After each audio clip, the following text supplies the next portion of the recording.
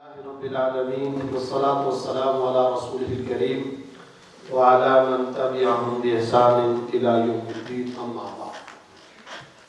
قابل صد احترام معزز حضرات علماء کرام، حضرات اساتذہ کرام اور میرے برادر مکرم جناب مولانا سید محب اللہ آغا صاحب عطا اللہ عمرہ، برادران اسلام اور عزیز طالب بھائیوں، السلام علیکم ورحمۃ اللہ وبرکاتہ۔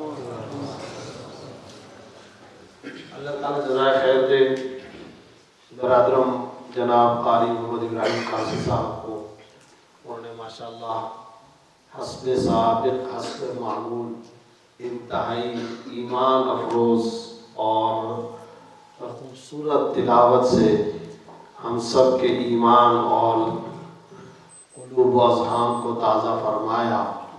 اللہ تعالیٰ ان کی زندگی میں برکت عطا فرمائے۔ اب تو کوئٹہ جو ہے وہ ماشاءاللہ قاری ابراہیم قاضی صاحب کی وجہ سے مشہور ہونے لگا ہے، اور کئی ایسے ممالک میں بھی یہ ماشاءاللہ پہنچے ہیں کہ جو لوگ بلوچستان کو تو نہیں جانتے تھے لیکن کوئٹہ کو جانتے تھے، اور وہ قاری ابراہیم قاضی صاحب کی وجہ سے ماشاءاللہ عالمی دنیا کے اندر بھی یہ پہنچے، اور انہوں نے اپنا لوہا منوایا اور سکہ جمایا۔ فخر پاکستان ہے، اور سچی بات یہ ہے کہ یہ ان شخصیات میں سے ہیں جو پاکستان کا سرمایہ ہیں، پاکستان کا اثاثہ ہیں، عالم اسلام کا فخر ہے، اور اللہ تعالیٰ نے انہیں ہمارے ملک کی ایک اچھی شناخت کے طور پر دنیا میں متعارف کرایا۔ اللہ تعالیٰ ان کی عمر اور زندگی میں برکت عطا فرمائے۔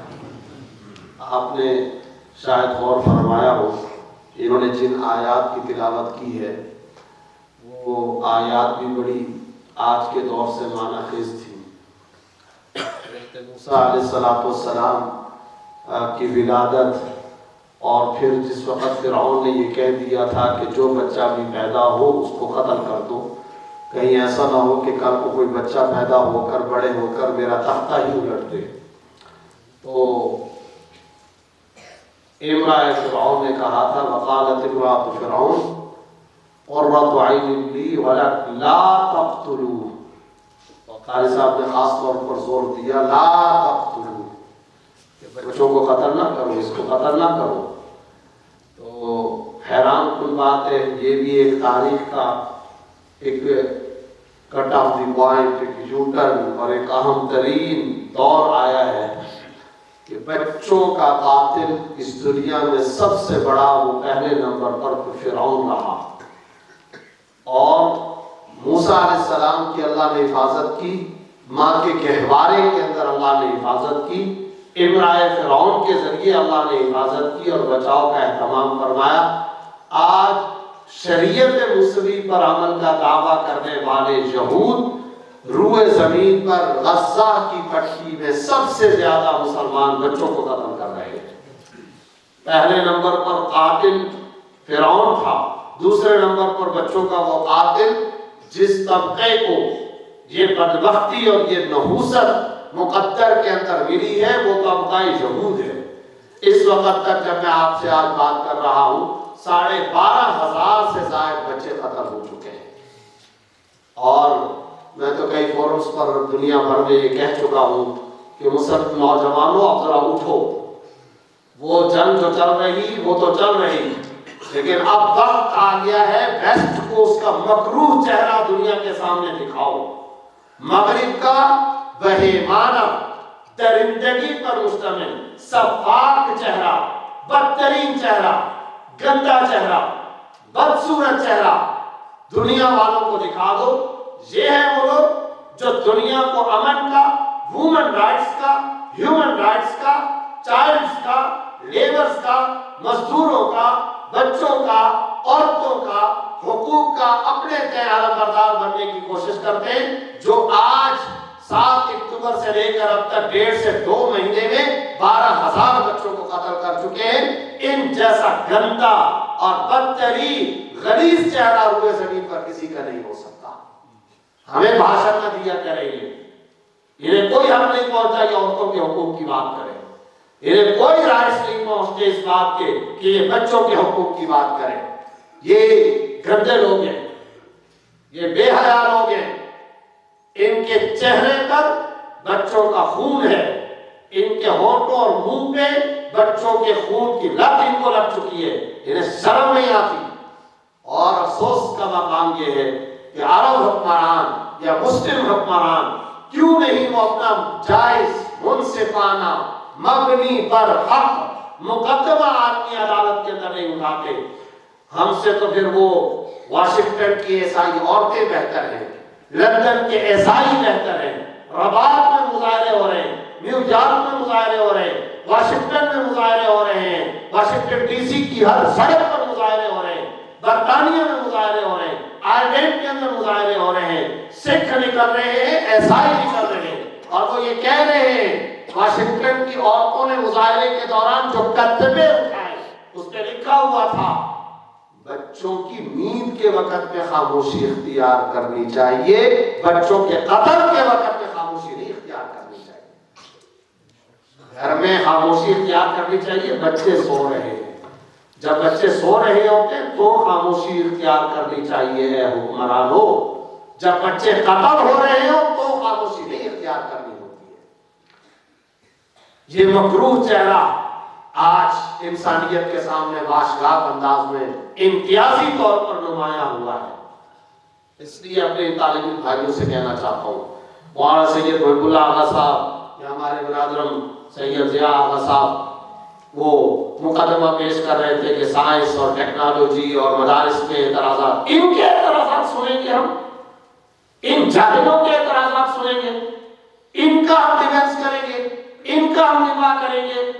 غزہ کی ایک ماں پر عالم کفر کی ساری عورتیں قربان ہو جائیں، غزہ کا ایک بچہ عالم انسانیت کی کریم ہے، انسانوں کا مکھن ہے، وہ ان کے وسیلے سے دعا کیا کرو، اللہ تعالیٰ دعا قبول کر لے گا۔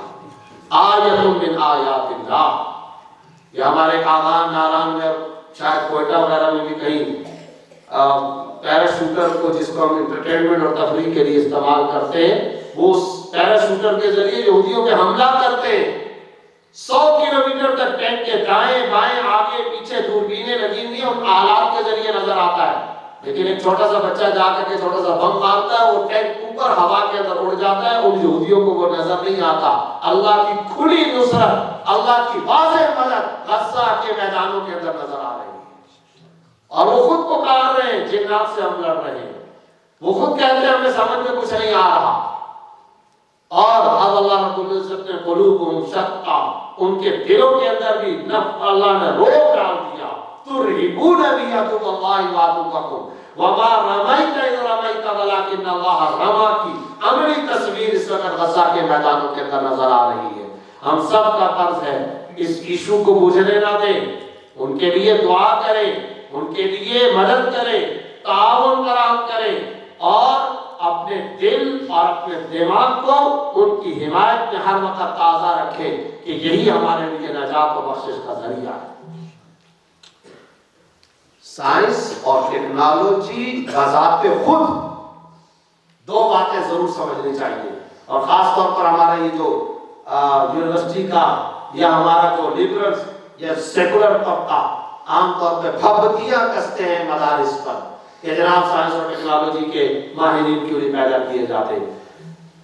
ڈیفنس کے اور اسلحے کے نت نئے اقسام انواع و ایجادات پیدا کر لینا کیا صرف یہی کمال ہے؟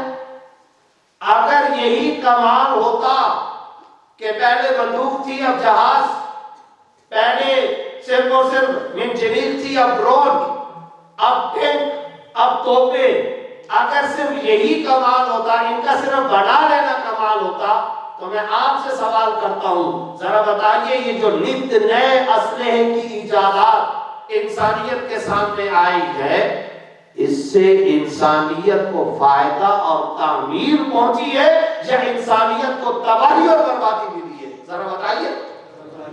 عراق تحت تیغ ہو گیا، شام تحت تیغ ہو گیا، افغانستان تحت تیغ ہو گیا، روہنگیا تحت تیغ ہو گیا، کشمیر عالمی جیل بن چکی ہے، غزہ تباہ کر دیا گیا، فلسطین کے چپے چپے کو برباد کر دیا گیا، ہزاروں میں نہیں لاکھوں انسانوں کو قتل کر دیا گیا ہے۔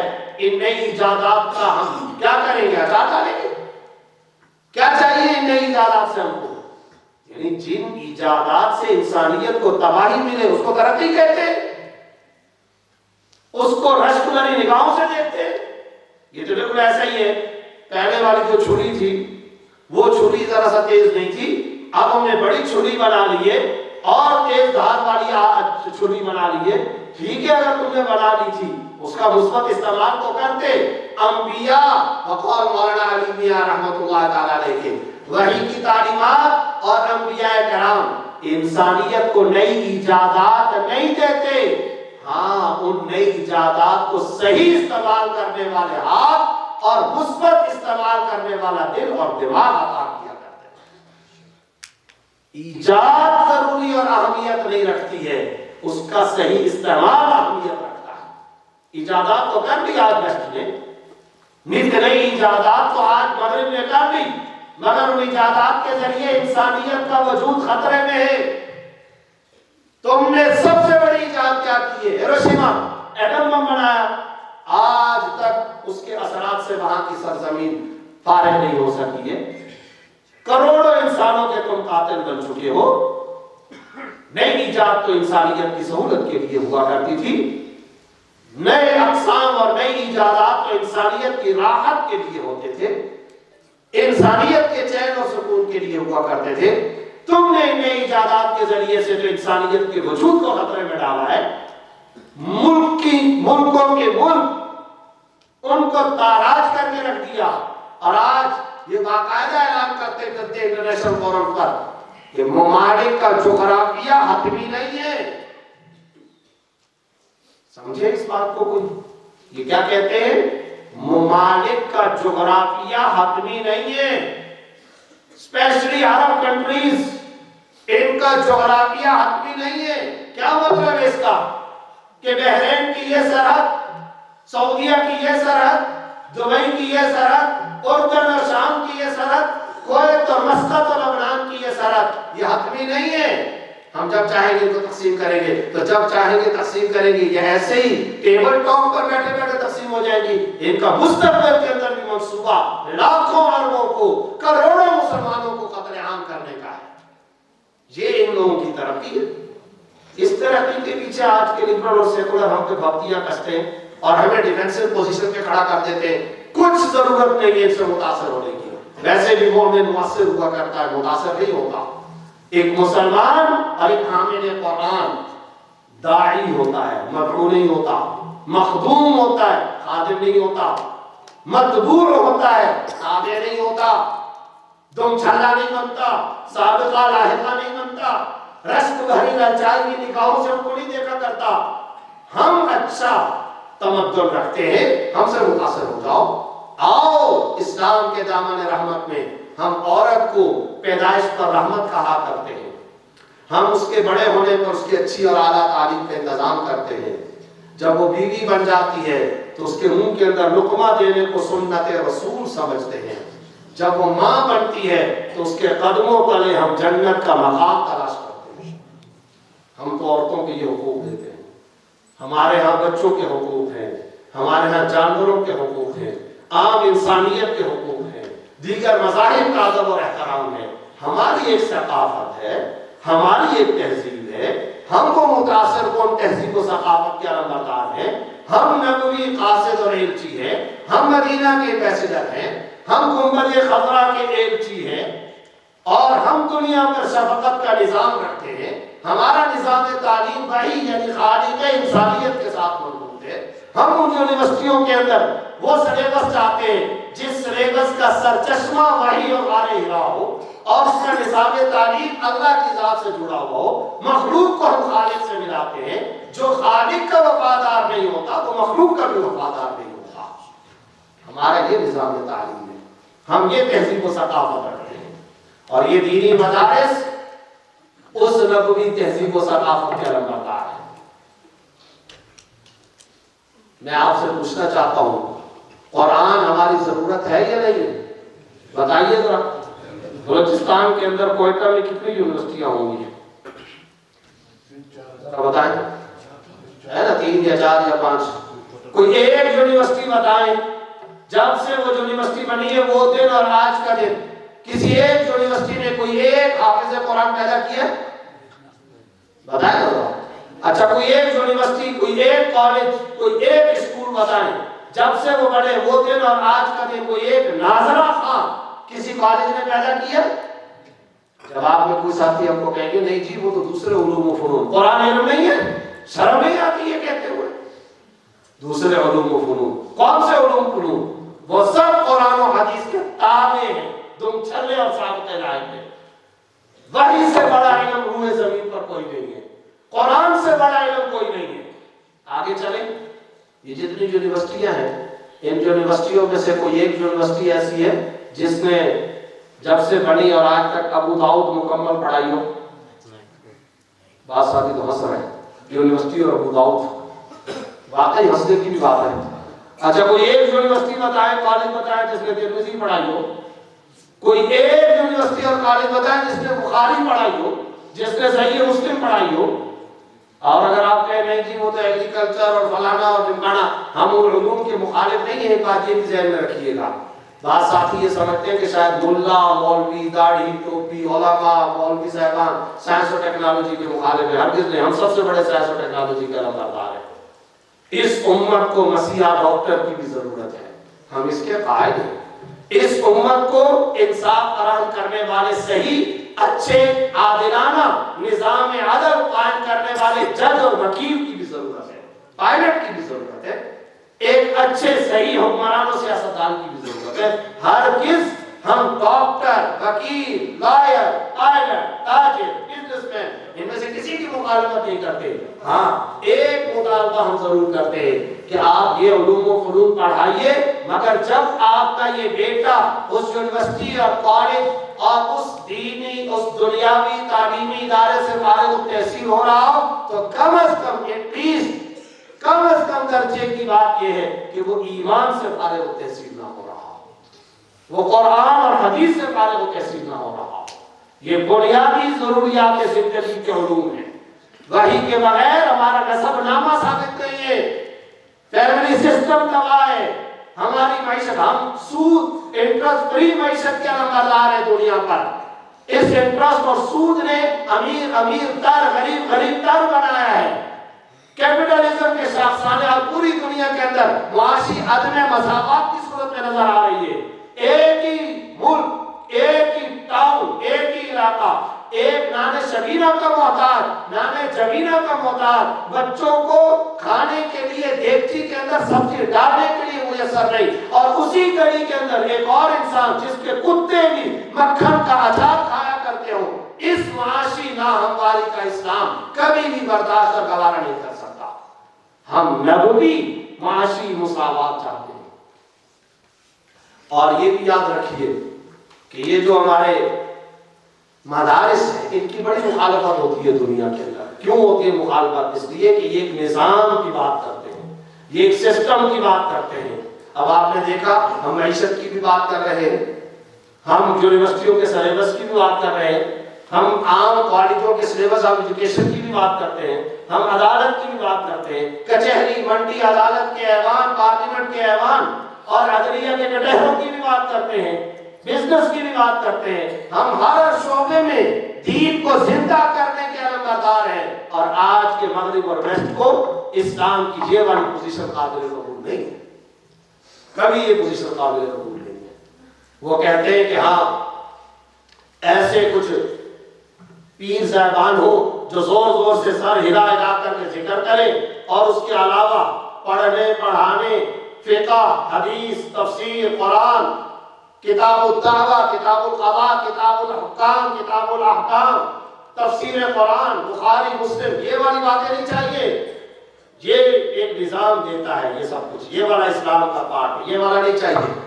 صرف اور صرف نعتیں پڑھو اور صرف تسبیحات کا ذکر اذکار زور پہ ضربے لگاؤ، یہ والا اسلام چاہیے، یعنی اخلاقی اسلام چاہیے، سسٹم والا، نظام والا اسلام یہ نہیں چاہیے۔ اور مدارس کی دشمنی اسی وجہ سے، مدارس دراصل اس روئے زمین پر ایک اسلامک سسٹم کو نافذ کرنے کے لیے کوشاں ہیں۔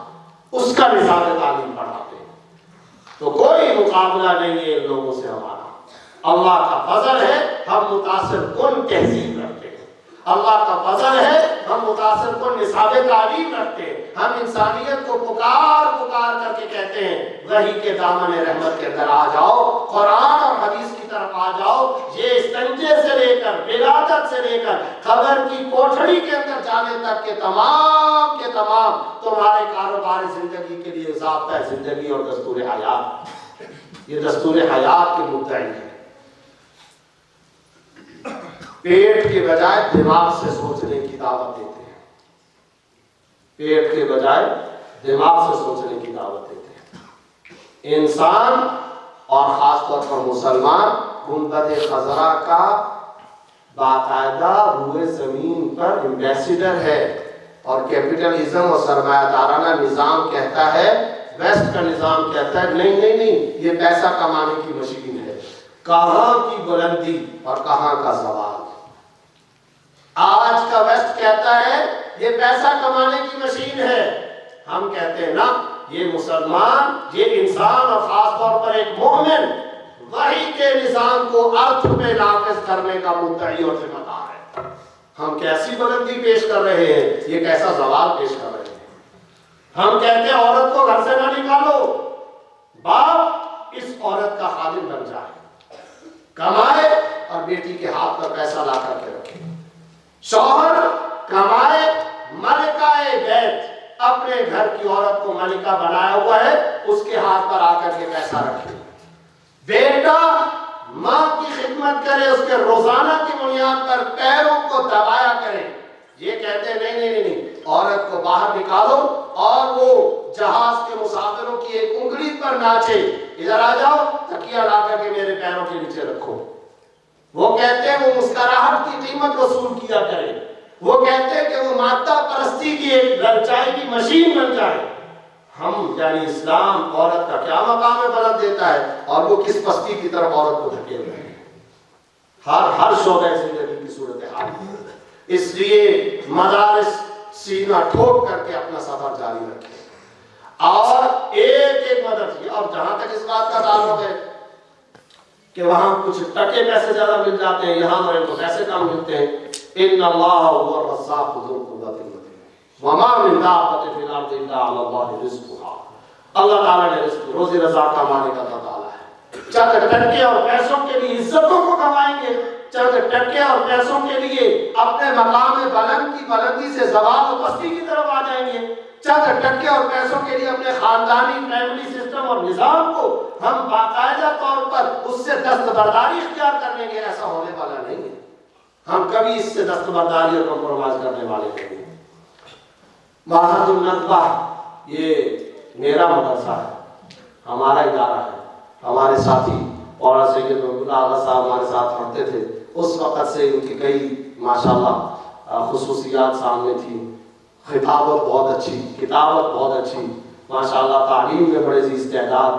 اللہ رب العزت نے ان کو اس وقت بھی اساتذہ کا منظور نظر بنایا تھا اور کئی اساتذہ کرام ان سے بڑی محبت فرماتے تھے. اس وقت سے یہ دل میں ارادہ خیال پیدا ہوتا تھا کہ اللہ تعالیٰ ان سے کام لیں گے.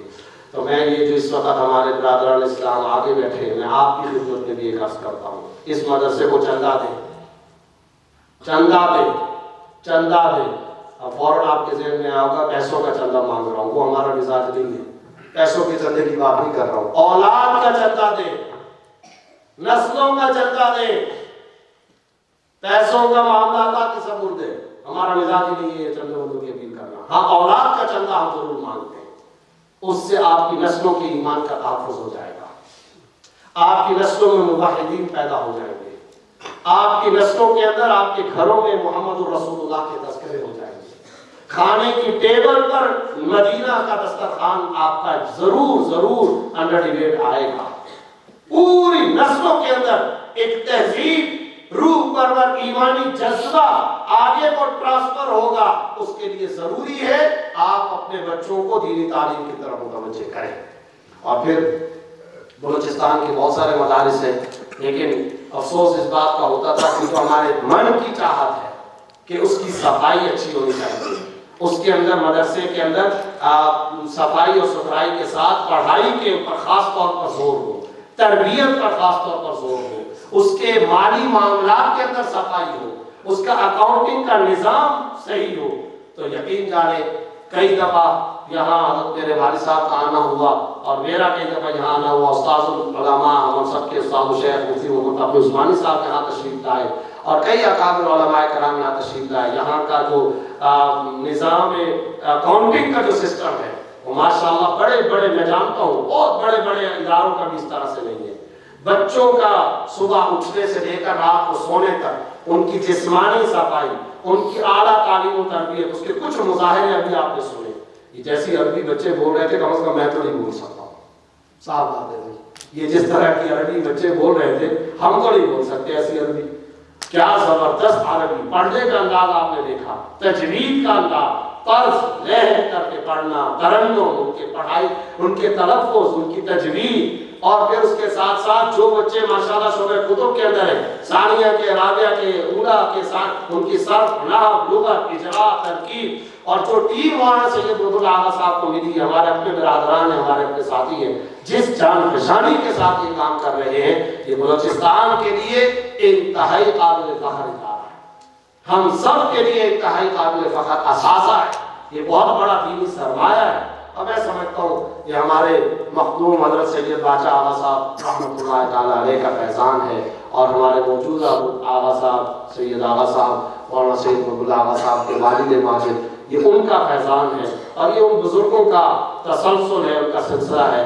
اللہ تعالیٰ انہی کی وجہ سے دین کی ان روایات کو برقرار رکھتا ہے۔ آپ خانقاہ چلے جائیں، میں کئی دفعہ دیکھ چکا ہوں، پتہ ہی نہیں کہ کون لوگ ہیں، کہاں سے آئے، کیا وہ ایک لنگر کا سلسلہ ہے وہ چل رہا ہے، لنگر کا سلسلہ ہے، ہر ایرا غیرہ آتا ہے، روٹی کھاتا ہے، چلا جاتا ہے، ماشاءاللہ سینکڑوں کی تعداد میں آ رہا ہے، اور وہ لوگ وہ ایک سلسلہ ہے۔ یہ پرانے اولیاء کرام، پرانے متصوفین، پرانے صوفیاء کرام کا یہ طور طریقہ، اصلی پیر وہ نہیں ہوتا جو لوگوں سے دیا کرے، اصلی پیر وہ ہوتا ہے جو لوگوں کو دیا کرے، اصل پیر وہ ہوتا ہے۔ تو اللہ رب العزت نے کئی اطراف سے ان کے سلسلے کو جاری و ساری رکھا ہے، اور ان میں نمایاں ترین یہ سلسلہ جو مدرسے کا اور معہد الندوہ کا ہے، الحمدللہ یہ دل کی ٹھنڈک کا ذریعہ ہے، آنکھوں کی ٹھنڈک اور فرحت کا ذریعہ ہے۔ میں دل سے دعا کرتا ہوں اللہ اس کے اندر برکت عطا فرمائے، دن دگنی رات چوگنی ترقیات عطا فرمائے، اور ہم سب کو اس ادارے سے خوب خوب مستفید ہونے کی توفیق عطا فرمائے۔ وآخر دعوانا ان الحمد للہ۔